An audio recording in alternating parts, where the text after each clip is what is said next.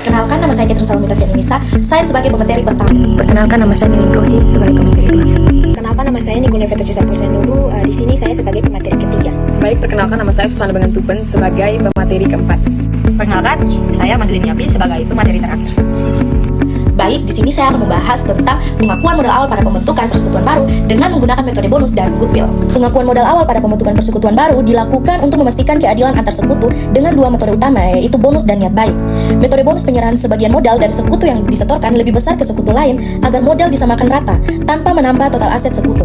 Nah, teman-teman, metode goodwill mengakui nilai tambah tak berwujud atau kemampuan lebih, yaitu sekutu tertentu, sehingga total modal bertambah. Selanjutnya kita akan membahas tentang metode bonus. Metode ini mengasumsikan total setoran modal mula-mula sama dengan rata-rata modal yang diakui per negara atau dibagi rata jika tidak ada rasio khusus.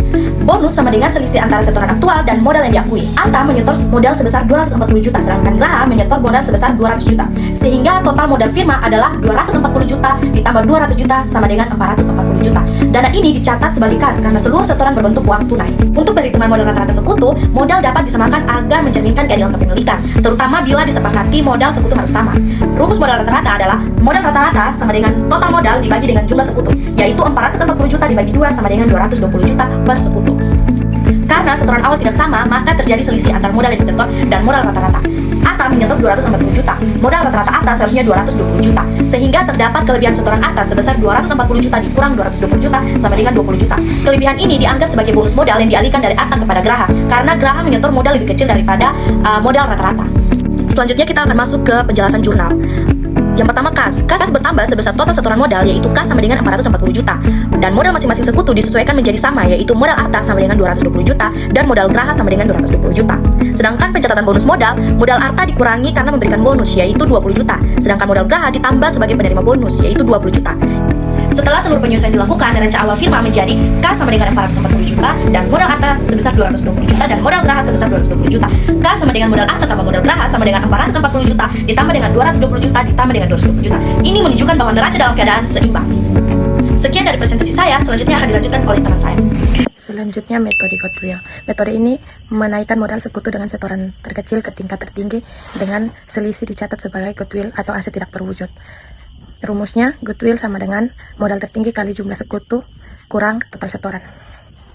Contoh yang sama, modal tertinggi sebesar 240 juta dibagi dengan sekutu totalnya menjadi 480 juta. Nah, goodwill Grahanya 240 juta dikurangi 200 juta sama dengan 40 juta. Jurnal yang akan diisi, kas 440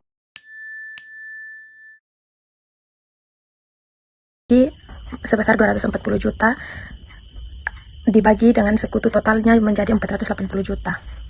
Nah, goodwill Grahanya 240 juta dikurangi 200 juta sama dengan 40 juta. Jurnal yang akan diisi, kas 440 juta pada modal Arta 240 juta, modal Graha 200 juta. Selanjutnya goodwill 40 juta pada modal Graha 40 juta. Neraca awal kas itu dia 440 juta ditambah goodwill sejumlah 40 juta sama dengan modal Arta 240 juta tambah modal Graha 240 juta.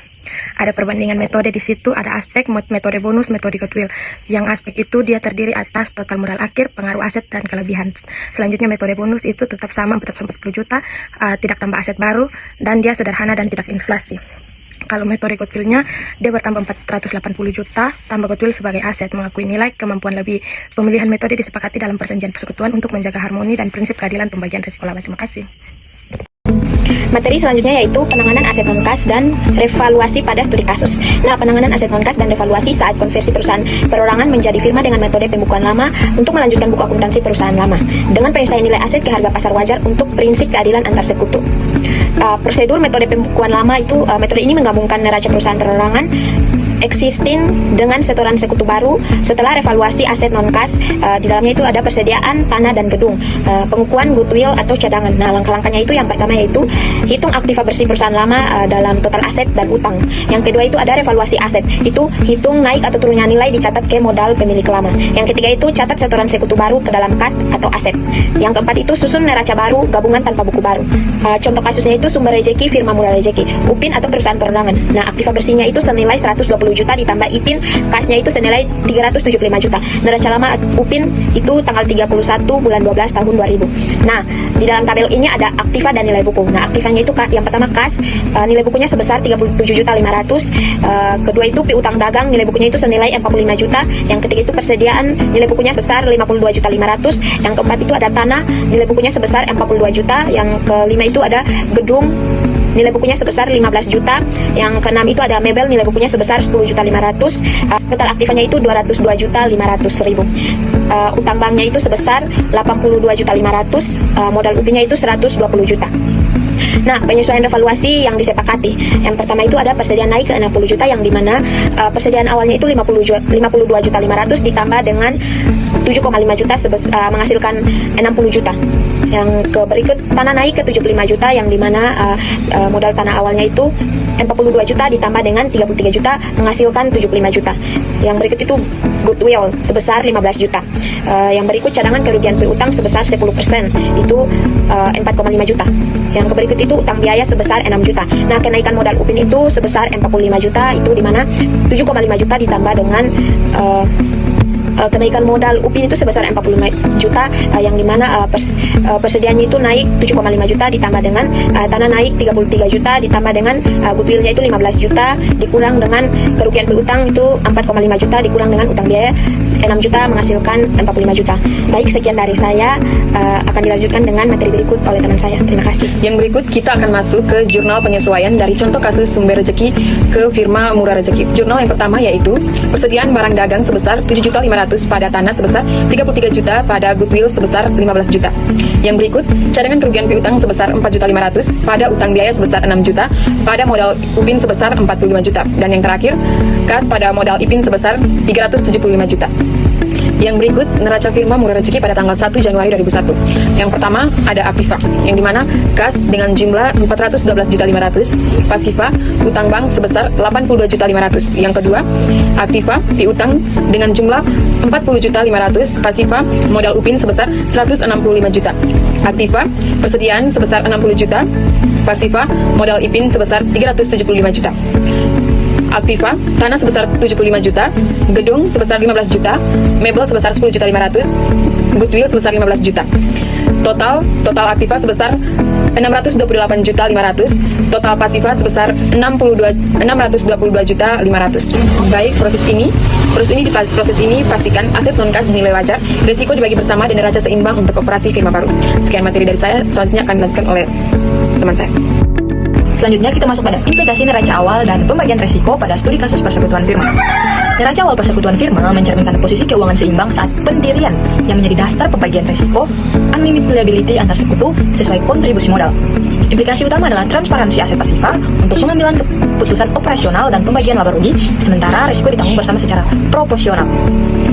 Yang pertama ada implikasi neraca awal. Neraca awal menunjukkan aset seperti kas, piutang, persediaan, tanah, dan goodwill seimbang dengan pasiva, diantaranya utang plus modal atau sekutu. Memastikan prinsip akuntansi double entry. Dalam studi kasus firma Gatra atau metode bonus, neraca awal kas adalah 440 juta, di mana itu diperoleh dari modal arta sebesar 220 juta ditambah dengan geraha sebesar 220 juta. Menyeratkan basis pembagian laba yaitu 50/50. Pada PT Makmur, neraca sebesar 710 juta, aset non-kas sama dengan modal rata-rata sebesar 355 juta per sekutu. Memfasilitasi memonitoring likuidasi awal. Konversi sumber rezeki ke murah rezeki atau neraca sebesar 628,5 juta. Gabung utang lama sebesar 82,5 juta, menekankan revaluasi aset pasar untuk keadilan. Dan yang berikutnya ada implikasi pembagian resiko. Resiko yang dimana rugi operasional dan utang ditanggung bersama secara mutual liability, proporsional modal awal kecuali disepakati lain. Studi kasus Murah Rezeki implikasikan UPIN tanggung jawab tanggungan resiko utang bank lama sebesar 82,5 juta bersama IPIN dengan modal IPIN sebesar 165 juta atau sekitar 27% versus IPIN sebesar 375 juta atau sekitar 73%, sehingga pembagian rugi ikut rasio tersebut. Unlimited liability berarti harta pribadi sekutu aktif rentan jika aset firma habis, beda sekutu pasif atau limited. Neraca awal jadi patokan likuidasi jika bubar. Terdapat tabel perbandingan implikasi studi kasus, di mana pada studi kasus pertama ada firma Sejahtera, neraca awalnya sebesar 440 juta, rasio modal awalnya sebesar 50/50, dan implikasi risikonya ialah risiko sama, mudah pantau laba rugi. Dan studi kasus kedua ada PT Makmur, neraca awalnya sebesar 710 juta, rasio modal awalnya 50/50 atau post bonus, dan implikasi risikonya aset non-kas, tingkatkan risiko depresiasi. Dan pada studi kasus yang terakhir ada Murah Rezeki, neraca awalnya sebesar 628,5 juta, rasio modal awalnya 31/69, dan implikasi risikonya adalah utang lama bebankan bersama, revaluasi lindungi minoritas. Neraca awal dan risiko bersama dorong kolaborasi pengelolaan, tapi tuntut perjanjian jelas untuk hindari sekutu. Sekian dari saya, terima kasih.